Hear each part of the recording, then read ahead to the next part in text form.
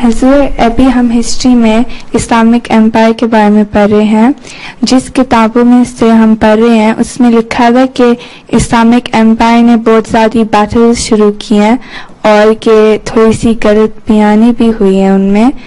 اور میں نے اپنی دوست کو بتایا تھا کیونکہ دی ہولی پروفیٹ صلی اللہ علیہ وسلم کہتے ہیں کہ جو بھی بیٹلز ہوئی ہیں کہ وہ سیلف ڈیفینس میں. تو میں نے اپنی دوست کو بتایا تو پھر اس نے مجھے کہا کہ پھر ایسے کیوں لکھا ہوا ان کتابوں میں.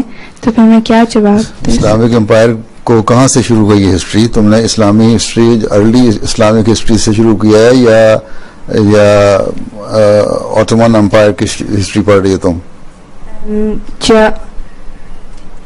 کون سے زمانے کی ہسٹری پڑھ رہی ہو؟ جب فوت ہو گئے تھے ہولی پروفیٹ فوت ہو گئے تھے جی. اس کے بعد کون سے خلیفہ کے زمانے کی ہسٹری پڑھ رہی ہو؟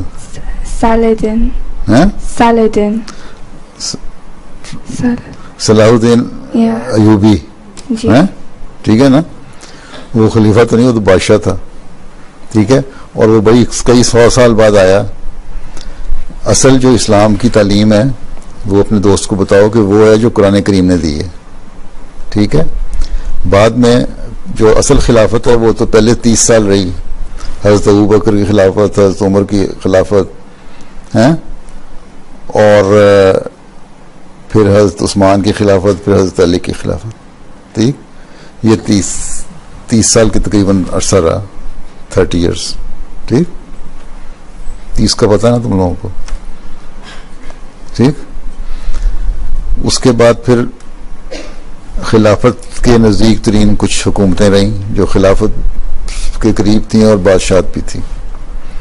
پھر بعد میں بادشاہت مختلف حکومتیں بن گئیں، اور اس وقت بھی مختلف بادشاہ تھے. اسپین کے میں علیحدہ، ہندوستان کے علیحدہ ہیں، اور بعض اور تھے جو مختلف علاقوں میں رہے، رشین اسٹیٹ میں بھی چلے گئے.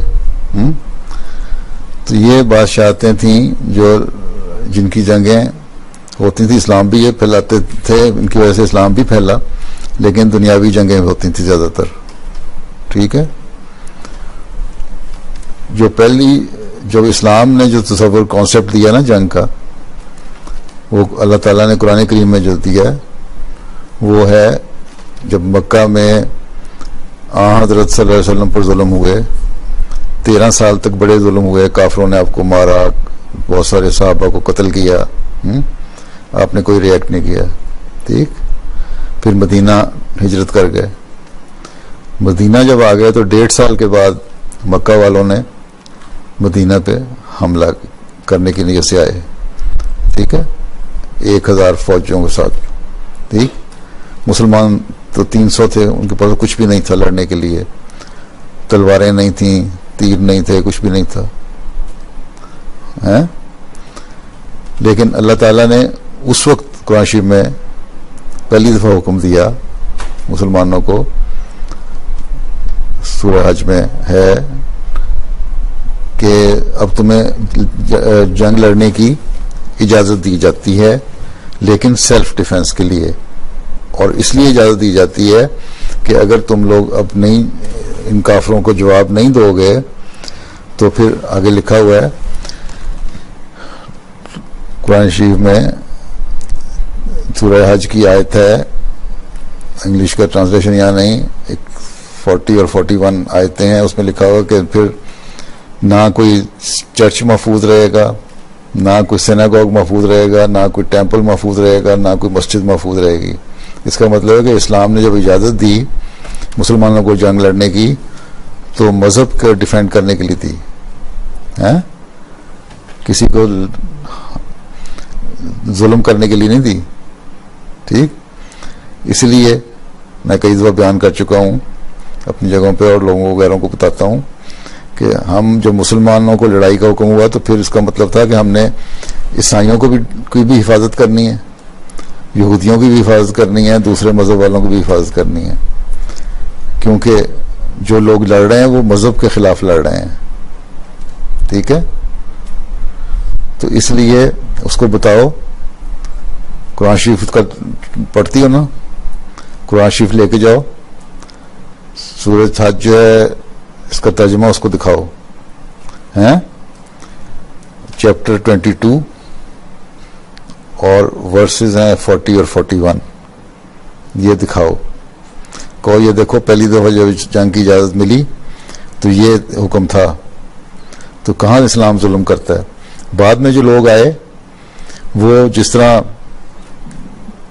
عیسائی کروسیڈ کرتے رہے، یہ وہ چیزیں کرتے رہے، اس طرح مسلمان بھی جنگیں لڑتے رہے ہیں، لیکن اس کے باوجود بھی جو مسلمان حکومتیں تھیں جب جنگ کرتے تھے، جب جنگ کا حکم دیا تھا تو حضرت صلی اللہ علیہ وسلم نے فرمایا تھا کہ دیکھو تم مجبوری سے تم جنگ لڑ رہے اس لیے کہ تمہیں جو لوگ تمہارے سے جنگ لڑ رہے ہیں وہ اسلام کو ختم کرنا چاہتے ہیں، ان کو جواب دو، لیکن یاد رکھو کہ جب تم جنگ کر رہے ہو تم نے کسی عورت کو قتل نہیں کرنا، کسی بچے کو نہیں مارنا، کسی جو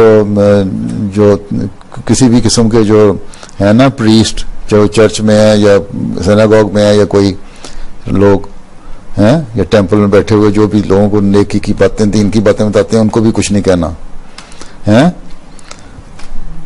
بائبل میں لکھا ہے نا کہ یہ پھلدار درخت کو نہیں کاٹنا، نہ کاٹو، عیسیٰ نے کہا، حسن نے فرمایا کہ تم نے کسی بھی درخت کو نہیں کاٹنا، جو کراپس لگی ہوتی ہیں لوگوں کی ان کو بھی اختبار نہیں کرنا۔ تو یہ سب کچھ حکم دیتے تھے، اس طرح کسی کو نقصان نہیں پہنچنا، صرف جو تمہارے سے لڑے اس کے ساتھ لڑنا ہے، ٹھیک؟ تو یہ ہیں اسلام کے حکم۔ لیکن اب کیا ہو رہا ہے، یہ جو بم پھینکتے ہیں لوگ، یہ تو ہر ایک کو انڈسکریمنیٹ مارتے ہیں، ٹھیک ہے؟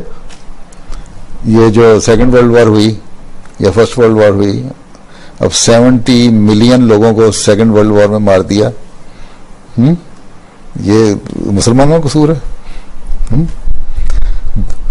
جاپان پہ جو امریکہ نے 2 بم گرائے، ایٹم بم، ناگاساکی ہیروشیما پہ، ابھی ان کا ذکر بھی ہوا تھوڑا سا، وہ شہریوں کو مار دیا، بچوں کو مار دیا، عورتوں کو مار دیا، وہ مسلمانوں کا قصور ہے؟ تو اسے پوچھو جنگیں جو لڑی جاتی ہیں، کتنی جنگیں ہیں جو مذہب کے نام پہ لڑی گئیں، یا اسلام نے جتنے لوگوں کو مارا نا اس سے 20 گنا زیادہ لوگوں کو تم نے سیکنڈ ورلڈ وار میں مار دیا، 100 گنا زیادہ لوگوں کو۔ لیکن اسلام نے تو کچھ کنڈیشن رکھی ہیں کہ یہ حالت ہو تو جنگ کرنی ہے، نہیں تو نہیں کرنی۔ بعد کے جو بادشاہ آئے ان سے جنگیں لڑائیاں ہوتی ہیں، ان کی عیسائیوں سے لڑائیاں ہوتی ہیں، عیسائیوں کی ان سے لڑائیاں ہوتی تھیں، اور حکومتوں کی لڑائیاں ہوتی تھیں۔ عیسائیت اور مسلمان کا تو سوال نہیں تھا وہاں ابھی کہیں رومن امپائر نے مسلمانوں پہ حملہ کیا تو مسلمانوں نے رومن امپائر پہ کیا، بلکہ حضرت عمر نے جب یہ ایران جب فتح ہوا ہے نا، تو اس وقت بھی ایرانی جو تھے بار بار حملہ کرتے تھے مسلمانوں کی حکومت پہ، تو حضرت عمر نے اپنے وہاں جو جنرل تھا اس کو کہا کہ کیوں ان کو نہیں روکتے؟ انہوں نے کہا جی آپ نے کہا ہے کہ ان پہ حملہ نہیں کرنا کیونکہ یہ بار بار اس لیے حملہ کریں، ہمیں اجازت دیں ہم ان پہ اٹیک کریں تو پھر یہ ٹھیک ہو جائیں گے۔ تو پھر کیونکہ ظلم ہو رہا تھا مسلمانوں پہ اس لیے اٹیک کرنے کی اجازت ملی، پھر ایران کو فتح کر لیا۔ جب ایران کیپچر ہو گیا تو بہت سارے لوگ مسلمان ہو گئے ایرانی، اور اب تو سارا ملک ایران مسلمان ہو گیا۔ زبردستی تو کسی نے بنایا، اگر زبردستی مسلمان بناتے تو اب تک دوڑ جاتے پھر سارے مسلمان، لیکن ابھی تک مسلمانوں میں مذہب زیادہ ان کے دل میں ہے بنسبت دوسروں کے، ٹھیک۔